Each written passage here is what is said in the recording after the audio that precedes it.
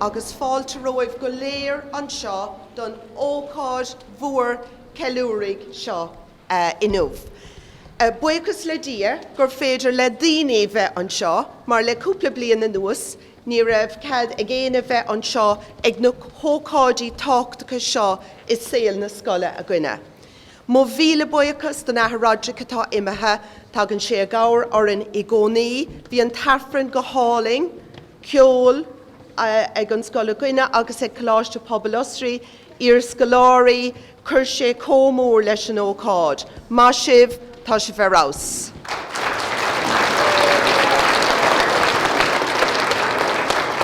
De bhí an talamhúcháin déanta an seo sa scoil le feiscint na páistí a rás, ag léamh ag canna na freigraí arólas acha agus anna creidúntaí féin bhór dus móthóirí agus dus na múntóirí a cabhraigh leis an rud seo a chur le chéile inmh.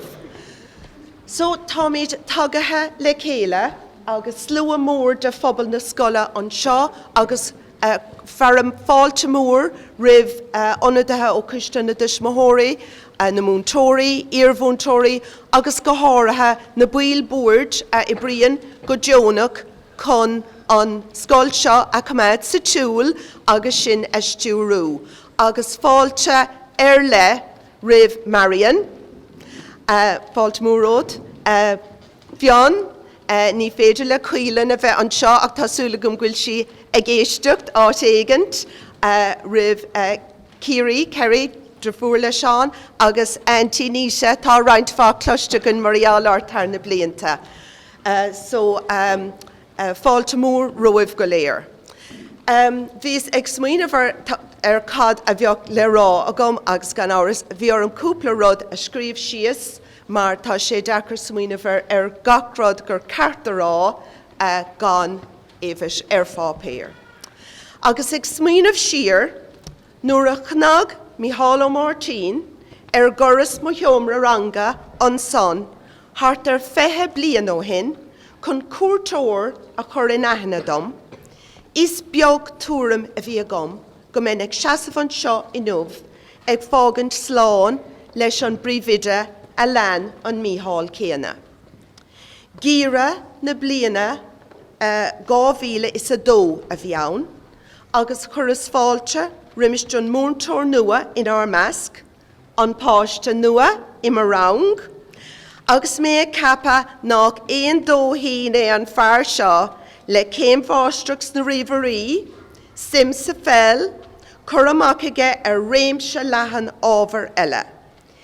Círíoch eile is saoil na scoile, bheoh cóúdar bhrá ann do le héadí Francisa, Michelle agus Áine ó thaobh córátí pelle agus créimhacha na hÉireann á Martú agus cuireadh sé go mór le saoil na báistí comá. Buléir sarabhad nar a bhéon go nágine é Seán a bheoh stásta gníomhú go ciúin seachtarach ina héal ibre nó ina phobal áitiúil. Crí lár íhananta hóisialta, is lista le háramh an méid a bhain sé amach leistigh de chréibh se garad. Las mud an scoil, bhí tréáil pelle, saoil polatúil mar chóirlór áitiúil agus an son mar bhéir in a cathrach, agus bail gníomhach de ilomad cuistí agus cumann sport, polítíochta, alíana agus cultúrtha. Mar bhúntóirí, bíonn saoil na báistí féin árgóram, agus tiúncar a gcuin ortha. Cuirtar béim le gá an fáiste is saoil na scoile. Ach ón tús is cuinlumm cuistí scoil glas a bheith tosnathe ag Seán, le páistí ó rangana agsúla ann agus na brit glasa ábhaint amach. Tám cinnte go leanfaidh tarafa na cuistí son go deo ó thaobh feasacht timpeallachta a ardú. Chuir gobnis ní bhar acu síalta beaga na Gaelscoile sa bhliain 1984. Sprid na scoile agus Gaeladachas na seoda lúgfara a chothigh sí ón tús. Lean Micheál Martin an bóthar céanna, agus fé dhearra a ré, bhí an cuid seo den scoil tóca, gá heomra déagán agus an éileh ar an scoil. Is féidir a rá go raibh fís an a bhúr ag Seán don scoil i gcónaí, agus chuir sé a stampa féin ar rólan fríomhaide. Lean fás na scoile ar aig, agus in nuna ghlacha le hofráiltí na rinne ó thaobh seomraí breise scartha amach ón gcuideile den scoil. Bhí sé de bhisneach ag Seán sprucanna níos iarde a bheith aige. Déag sé ar an scoil mar gnó, agus ar nós éon CEO, agus é úlmhíneach don cólacht a bhí aige, agus féin a córam, thóg sé síne na scoile ar aig go dtí levéal eile, agus dá thurasan agus de thuradach íse a gheán, tá labharlann úntach agus forthala go mbeadh a lán altarí an a bhródú las a gcuin inis. Scaoil sé le daoine eile a bhí sinna féin a leanúint, agus a bhuiachas do Michelle, Tuismóthirí agus Múntóirí tá míad thar a bheith bródúil as Astro Osraí. I deanta furan lán na scoile, idir páistí, Múntóirí, Cúntóirí, Tuismóthirí, Bord Banistíochta agus an pobal áitiúil, agus bhí arm dul go dtí an folklór don bhocail seo, bhí sa glórag state of the art, agus an gailen atá ar sin ná scoil uair scothach, agus tá sé sin fáca ina dhéig ag Seán. Níl sí gan lucht agus is mó sí atá an seo mé féin ina measc agus luchtainna oring ar fad. Sprág an sim ar le atá ag Múntóirí na scoile, dispóireachtaí bríomhara fé hachaí na scoile agus cur chuige ó thaobh an todhachaí son. Ní líad ina náisiúrim agus is anmh a bhí bhíseanna ó thaobh idachas díreach mar an ggéana, ach is ar leas bar fiabhs de dachas agus saol na báistí a bhí mar de éon gá i gcónaí. Curas ceist ar na Múntóirí fé éireacht teáin, agus bhí lista fada a chu go léir. Rothaíochta spraga a bhí ar bhár lista anna cuideachá, technolaíochs na seomraí ranga, ceol tradiisiúnta, alaíonn, scoil ildána, na stáití seo, taobh hir doing, ceol tradiisiúnta a dúras é sin, brónarm, ri in éanach leis de páistí, rothaíocht in éanach leis de páistí, ceol trosanna chun na Gaeltachta a achos nua, labharlann nua, síne na scoile, cuairteanna ar an Bictúrlan, agus an nasc láidir le coláiste pobal Osraí á ládrú i gcónaí. Lista mór le háirimh. Mar uachtarán ar Gaeile dachas, a teáin, d'éirigh leat de thuairimí láidre ó thaobh na Gaeilge a chur chun cín, agus is dólam féin gurb é sin ceantas na hArgáin is mó a d'irdis. Ó thaobh teanga na tíre a chur chun cín, agus an tora is leithne leis a spraga. Is óldúin ar fad go daithníonn sláirí leat, agus d'éirigh leat do rion bhuan a ágant ar Gaeile dachas freisin leis an sláire áling airgid dartha ag James Mary Kelly. Cinnte a teáin marthaigh do chuoine buan ansa, agus beidh tora darfa leanúnach ar do iarachtaí ar son na scoile agus ar son na Gaeilge. Tám cinnte gur mó port nua a bheith á hainte gud, agus tá an tálaat canasíocht a bheith agat ar do cinúnt féin. An bríotála sin na fáistí ná Master of Your Own Destiny. Tá tú ag gemacht ar do héirmí féin, leaving on your own terms, tá alm agat, tá clán agat, tá tuismóthirí agat, sláinte, aclaíocht, spéisianna gan teora agus sprid ar le. Is beag duine go bhfuil siad áortha é sin a bheith le rá acu. Tá an chéad capital eile ag tosnú agus cuimid fad gach rá ort agus de clown amach an seo. Now tá bronna beag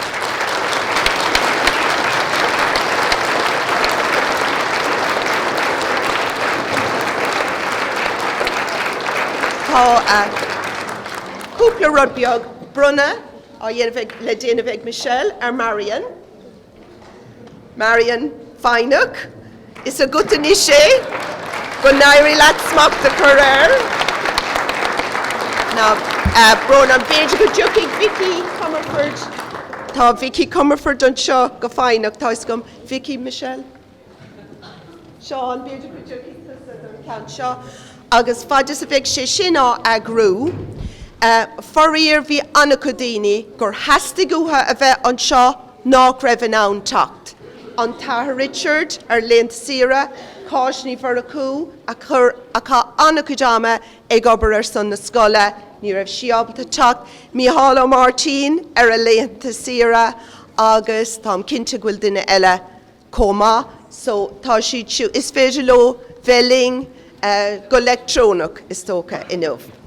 So anis níl an Taithe Richard an seo ach thug sé óráid alling doing an seo cúpla láhin agus an bhrónar nach féidir leis a bheith an seo agus beag ócádí eile ag cnia chun cúpla focail ará le Seán amach an seo tám cinnte. So ba bhfailm gléirc Natasha anis atá an seo thar ceann cuiste na dusmóthirí.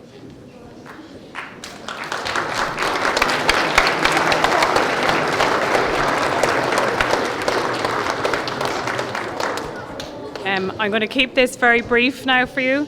On behalf of the parents, we would just like to say a huge thank you to you, Seán, for the care and kindness and love you've shown to all our children over the years.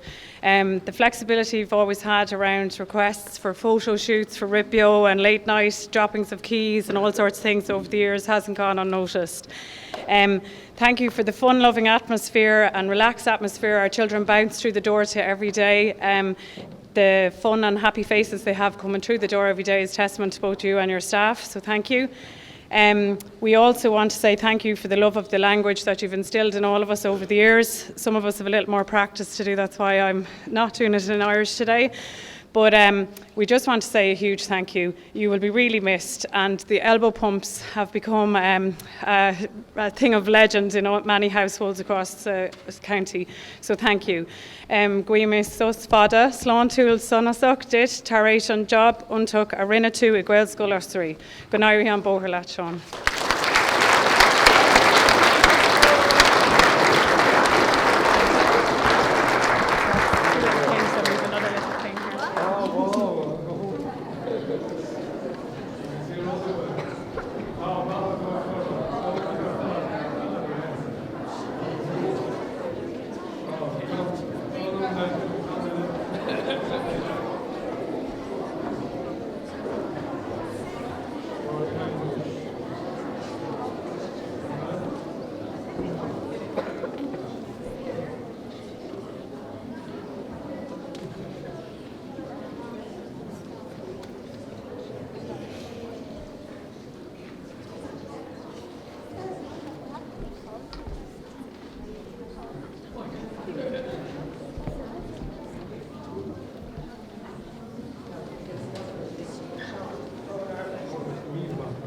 Agus óntas beag eile a cheann níor luigh mé cartoon saloon go dtí seo ach de cintigh Seán go raibh dlúmhainteagaing le cartoon saloon agus bhuiine an tarfa as cartoon saloon agus hastigútha bheith an seo inmh chun bronna le a dhéanamh ort.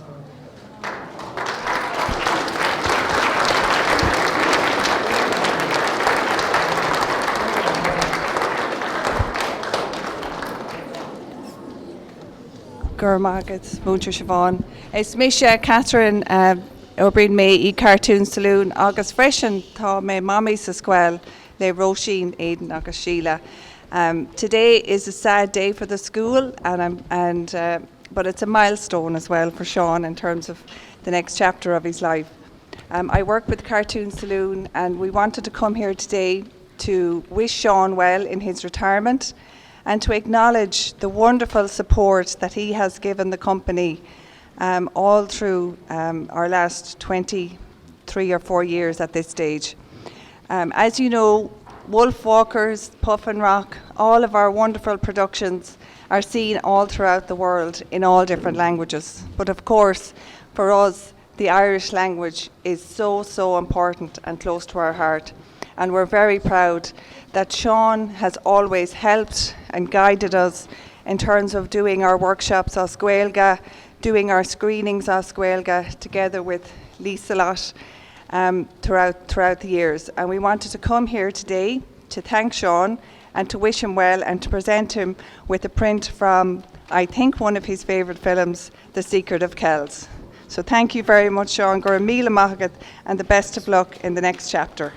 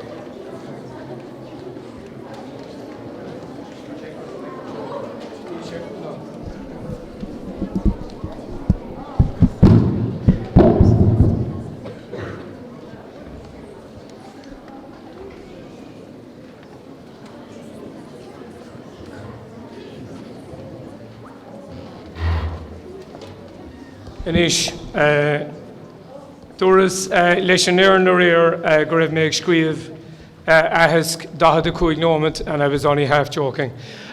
So, seo maithint agus dúis mar tá ráiteach Siobhan I gcónaí d'orm sé bhí an Aifreann anna speisialta domsa. Tá sé níos speisialta in san scoil seo mar go bhfuil an táling cé go bhfuil sé imethe go bhfuil an tathradric léinn atá gcónaí sásta Aifreann na nGaeillan a dhéanamh dúin agus tá sé tharbheith táchtach dúin tá anna chud Gael scoilna nach bhfuil an deis sin acu agus táim sé I gcónaí anna bhaíocht an ahar Roderick agus có ribh sin don ahar Liam a bhí agan mar sé plíonach agus an tahar Fergus a bhí léana óháin go céire agus darnóin an tahar Richard comma agus dear mí níos mó fé sin níos déanaí. Bhí an ceol na padracha gach le ród go híhann agus go hálann agus gachród a bheitcha tastáiltúim ar an lá agus tám anna bhaíoch de muintear an chláiste íorscoláirí iontacha is cuinlumm an céad ceacht dúirt fionlumm an céad ceacht bosca ceol a bhór fion fuair sé úmse I stig san seomra beag an seanéfig a bhí a gcumann sin agus is ó neart go neart atá sé agus an grúpa ar fad imethe ó héana agus míle buchas libh a ríis.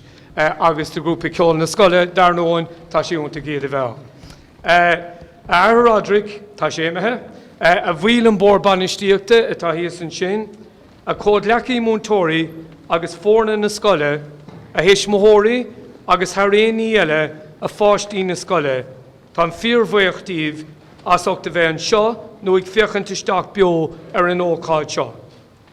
Tá contasnú lena daoine is táchtaí inniuh agus a gcónaí. Tá beirt íorscoláire na scoile mar fáistí a gom, cé nach chuid siad mar fáistí a thuile. Faríor ní féidir le cuileann a bheith linn inniuh ach tá ás an dánarm go bhfuil fionn linn.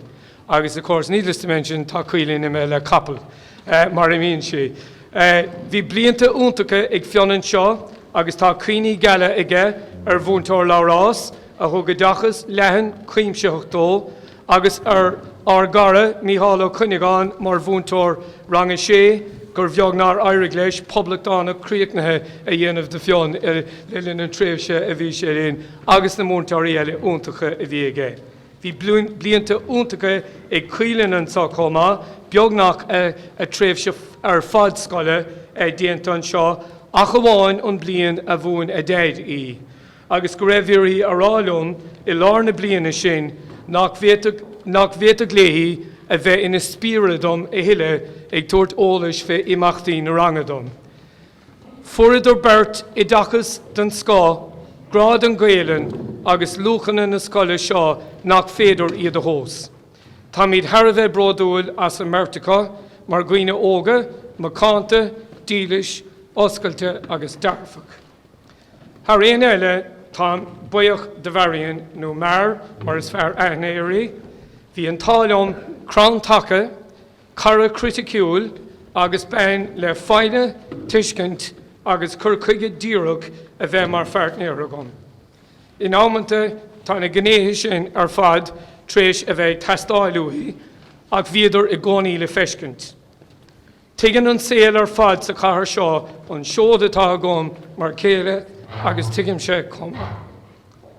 Ní féidir agus by the way, an cara is sí in eceléhí ar a stáid núnan a bhí ag arbósa in Sun Carmel Hotel fadó in éideag nócha. We go back a long way.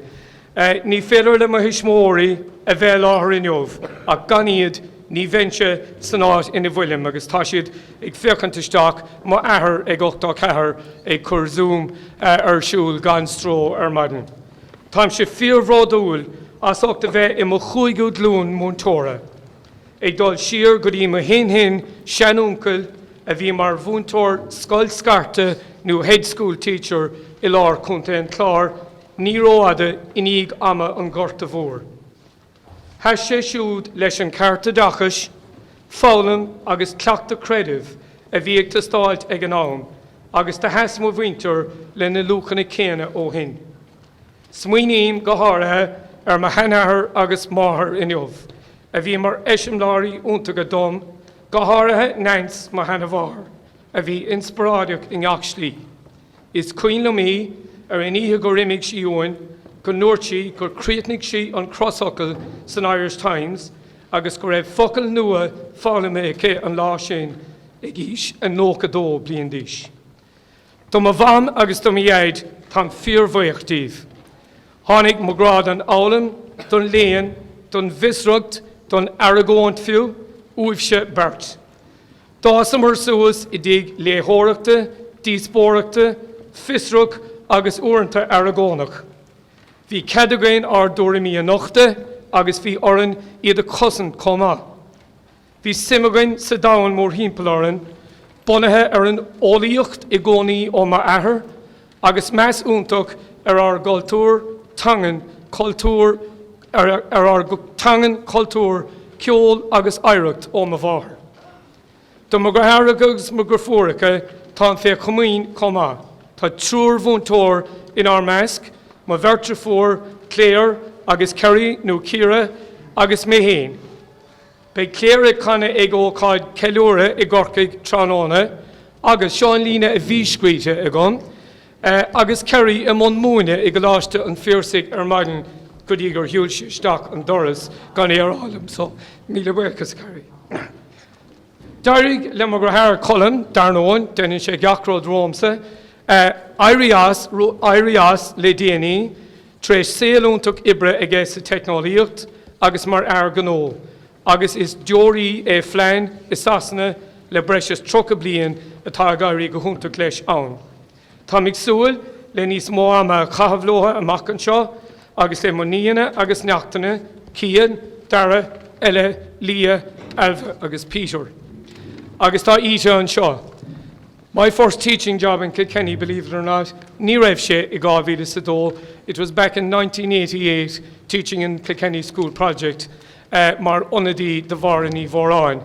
And bhí mé macónaí I lecan le ite, and to this day, one of my favorite places to walk in Kilkenny is the walk I did every morning from Lecan House, or Mount Lecan, Tarbronam, down through Madeline Street, across John's Bridge, and on to the Scouts' Den, as it was at the time. As Ita often reminds me, she's in Kilkenny a lot longer than I am, but Tashi, mar Kaur Untuk, she's always been a fantastic support, and it's great to have that close family presence in Kilkenny. Gurimila Mahagat Ita, the Gachrod.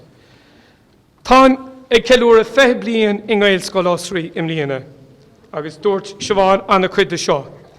Ribh sin cahas 5 mbliana im leir lia, I geantra go bhí bhain táiste in éan mhór, I dálacht, agus mo céad fós buan is scoil níáin, agus duna leid atá ag múna an seo mollim na níáin go mór leid, buin trílas á mégan, seachas múnt ar raibhan atá, arrás á dhéanamh an támar fad.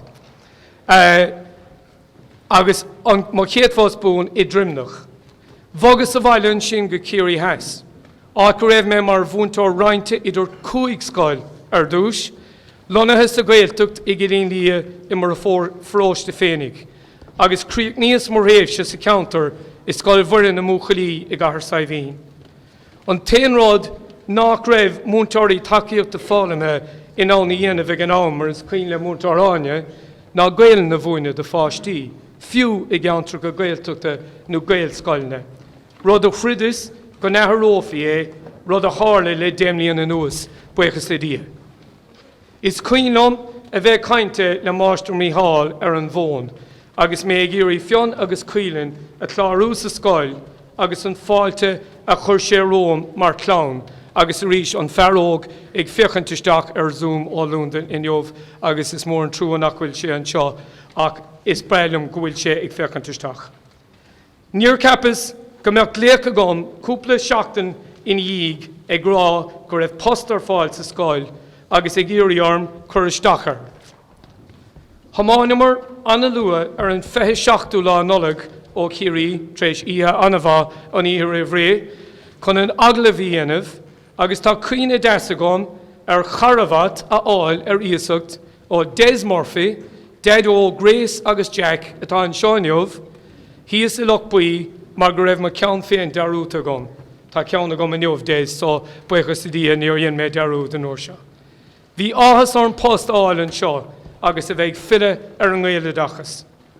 Tá fíormhaocht a bhí háil don deis sin agus ní éan scoil níos fearr a fiocha. Bhí séomhlíonn úntach bhuntóireachta a gom an seo, sna meanrangana agus na hardrangana go háirithe. Le páistí ag trúr ó ma chéad rang, Aisling ní Calig, Corey Grant agus Bevan ní Gonabháin, le páistí a cos a scoilinis ceapan go bhfuil sé an am dom bogar raig. Tás na daoine ar na bord banistíochta a bhí ag an scoil lilíonn ma ama, tám go mór fe chomúine gaibh. Mar atá an scoil ar fad. Is cáitní mhoracú a bhí mar caithíorlach ar bhord ar an mór nuair a ceapach mé mar phríomhide I 2008. Agus tá míad mar cóleacathe is saoil na scoile ó hin, agus mar cháirde comá. Tháinig an tathair Richard scriven cuain I 2009, agus tá job úntach déanta aige ó hin agus é gcónaí cabhrach I ngeachslí agus cóbáil don Gaeilge agus don Danga. Tás na daoine eile ar fad a thug go gcuid ama go flathúil agus go deonach ar na bordlum mo bhíle buchas, agus caithfidh mé duine amháin aanim nó, mar tá duine amháin mar a dúirt mé leis an gcuinniú bord agus le na múntóirí atá ar an mór an ar thosníos agus sin cania ó mar airtaigh atá ar an mór an ar thosníos agus mar a dúirt mé ní raibh focail crosta ná aragóint ná feic Adrin idir na blianta sin ach beidir 3 uair gacranú de haidh. Tá meid pá ag dá leis an bost ar a bheith ar an mór, bheadh sé tiltte go má ag na daoine ar bhórd na scoile seo in ámanta. Míle buchas léamh as bhór nuairthacht agus bhór baisin den scoil in ngach slí. Tá anmhaocht in na teise agus den gcuiste as an mrontanas a thugad ar dom in Jobh. Tá I gcónaí tá scoil anaspeisialta goin I dtéobh an Gael, idir na tuismóirí agus na múntóirí agus na páistí. Ní hamháin I dtéobh airgad de bhailiúd an scoil, rud a dhéanann siad go fial agus go flathúil a chun taú le rudaí a tharlaíonn ó thaobh na fálamada, ó thaobh an ceolda, ó thaobh gach a tharlaíonn sa scoil. Agus don cuiste agus duna cuistí ar fad a tháinig rompa tá míad fíormhaocht, tá sa go bhfuil na teisiimethe a go rís nuair a bhí an ceathrú duine de clán Vic Gowan take isteach tríd an doras dúirt sí go raibh cead go mágant ag an buinte sin nuair a thosnaigh an duine is óige le déanaí. Ní bheadh an scoil se ann gan múntóirí den sco. Tá 38 duine fosta sa scoilin is. Tá rúnathe Aisling agus Siobhan ar goméidí úntaach Frankie, Emma ar main úntaach a míon líon uair sa tachtain, gá ibrí an clár críochnú scoile, Dilún agus Sinead, agus furin Glantacán McCreary's mar cuid lárnach dar saoil agus saoil na báistí, agus na daoine eile ar fad a d'imig rompa a bhís na posta na sin. Tá trúr cúntóir riachtainna sí speisialta in Rita, Clóda agus Maeve, a thug an cabhair agus cuaram úntach dus na páistí is táchtaí atá an ár scoilne. An sin tá grúpa úntach múntóirí, idir gcuoine úntacha óga agus daoine atá saoil fada múntóireachta caite acu go dtí seo. Cé go bhfuil míad ar frad mar a dúirt Siobhan, difriúil mar ghaoine, le persantachtaí agus stíle na difriúla. Tugad míad rudaí difriúla go páistí na scoile. An rud aontaíonn sin ná an grád an Gaeilin, atá mar críolár na scoile seo. A bhúntóirí tá rudaí fálaime agam ó gceach aine agaibh. Tá meas agam ar an difríoch sin agus tá fíor buíoch as ocht mhór gur chuige, mhór gnáaltas don na páistí agus domsa go persanta agus mé sé job seo. Tá fíor buíoch do grúpa daoine a heaslóm i gcónaí ag ámanta deacra I mo héal persanta agus profisiúnta. Tá cuide a gaibh an seo agus cuide eile a gaibh imethe HArgáin scoil, ach ní arútaigh mé an cinálta sin riamh I mo héal. Tógann sin inis mé go dtí na daoine is táchtaí ar fad in ár scoilne.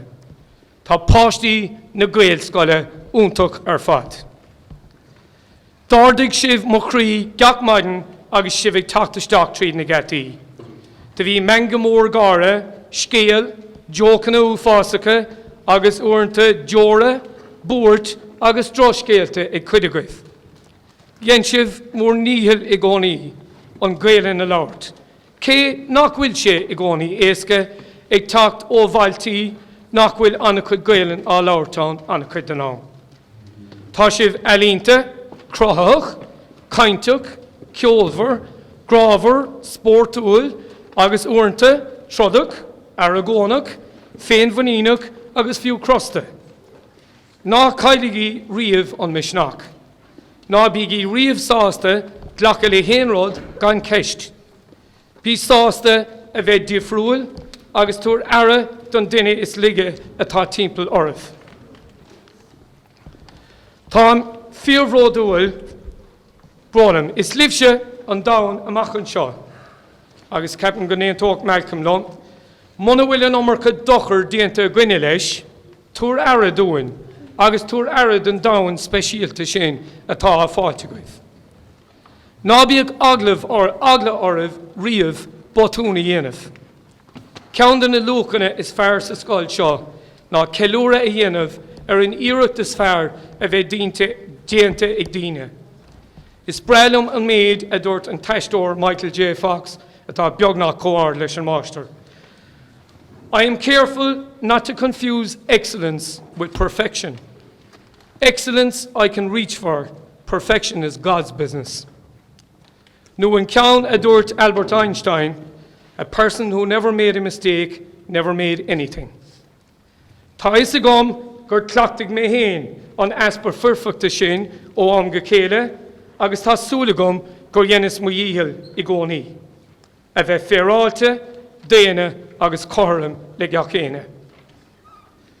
Tá fíorhródúil as cuid an ródaí atá buinte amach le linn mo réimhse mar phríomhide agus luigh Siobhan go flathúil iad. Tá bródúil as deire chuir le na prefabs an dá síne úntach nua a déanacht an scoil, leabharlann úntach gobnatan a thug an cuine dúin gach lá ar an menúntach a bhunaigh an scoil seo. Agus a cuioine míad iarthaí I gcónaí. Tá bródúil as scoil atá lánda eilín, mar atá timpeall oran in jobh agus míle buchas den obair úntach a déanach ar sin. Scoil atá éachtaí buinte amach againn sa na máint, sa féil, sa ré, sa leadóg, sa bharcíocht agus go leor spórt eile. Tá brodúil a scoil ceolmhar as ar gór úntaach agus neidir bhfuil Silvia an seo ach ní arútaigh mé go deo an lá gur chan ar gór úntaach de Uachtarán na hÉireann I Gcaisleán Kilcunnig lá a bhí fíorspeisialta ar fad agus darnóin is an sin comá gur bhuain páistí na Gaelscoile leis an Rí Charles chunas imáint immert os cór an Caisleán ar an lágar tháinig sé go dtí an cathair. Tá brodúil as an Astro, Íocht Mhúntóir Michel agus Margaret agus Dína eile a chomhraigh mar hismóirí.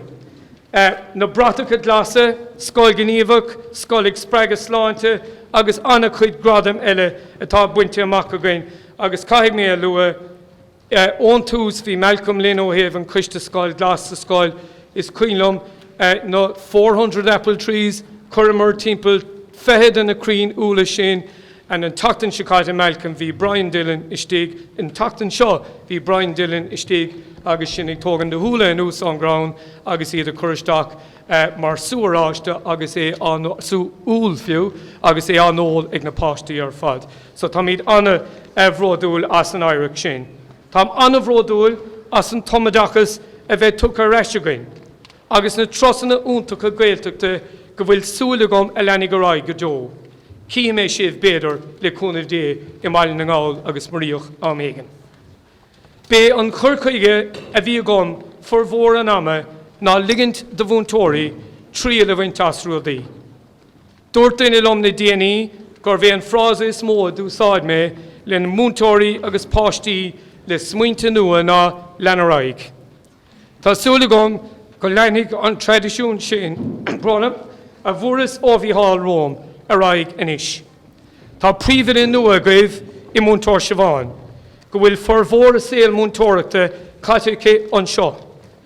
Túraigh sí an scoil a raig, is litir dufriúla ná mise, ach tá cinnte go méid crílár na scoile seo mar scoileán Gaeilge anna hábháilta ina láfa. Faoi dhearra, tá as an dánarm go bhfuil daltaí úntacha coláiste pobl Austraí léinn inniuh. Agus mé ag críoch nó an seo, agus tá lehanach cailte gom, mé ag críoch nó an seo breicpaichas a dí dúirt an éigean, tá as an dánarm go bhfuil im líon is mó páistí I methráid go dtí an céimh líon sa coláiste pobl is a raibh riamh sa scoil seo. Tá ceangail sin leis an scoil, tá sé nádúrtha go dtí an daoine raig ó níomra lán Gaelach, go scoil lán Gaelach, go dtí meán scoil lán Gaelach, atá lán de cultúr, creic agus gacrad, agus tá rud ag raibh tip amháin or mar bhúntóir an seo, tá hip orm múntóir gráine a choméid sa Gael scoil, agus dimigh sí raig go dtí coláiste pobl Austraí, ach nach úntaach an seód a bhór an coláiste pobl dá bhar agus maithagad sa gráine de gacrad a Harláin Jobh. Agus maithagad de cania agus de gachtaine atá ar bhórd agus ar iarrainn an coláiste pobl ó hin. Sin mo chuidráise, tá fíormhaíocht de gacrad a Harláin Jobh, tá fíormhaíocht de beagnach gacrad a Harláin seo le 5 bliain an nuas, tá ag súla sós, tá ag súla am le maclán, tá ag súla le rudaí eile le déanamh, má tá fáilte óm, tucha mé reis óm go chéile nó go dúachtar cuireadm, ní bheidh mé gona díocht Múntóir Seán, ní bheidh mé ar fáildas na rudaí sin ar feigimhad, agus tá ag súla sé bheis cin timpeall. Dus na páistí derm se rud amháin le páistí ranga sé gcónaí agus tá marrá le gachtain inis. Ní Máistir mé héile is Seán mé. So nó go bhúlann tulum ar an sráid, léig Seán orm, ach ní leabhróid mé reis leit muna leabhraíonn tú Gaeilgeann agus sin an príomhrod. Agus be mé I gcónaí sásta búla libh agus píosa creic a bheith againn. So sin frása beag amháin a heasamach domsa I gcónaí a bhí ag deireadh nuacht RTE nó go raibh sé an ben úntaach a bhí ina chonaí an eice le coláistí ide go raibh Múntóir Michel agus Múntóir Seán a bhí an mara de bara a bhí mar léochtár nuachta agus críochnigh sí I gcónaí le agus Múntóir Prontíosa tá bronnam, críochnigh sí I gcónaí le frás amháin dúirt sí go gúdaí dia sibh. Díobh ar fad go gúdaí dia sibh agus gur míle amachah.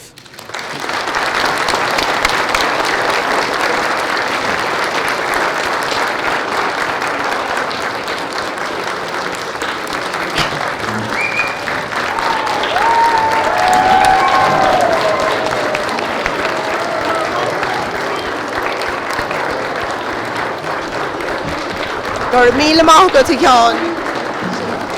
Míle maith go a Seán, bhí sé sin go háling. Sin muchta.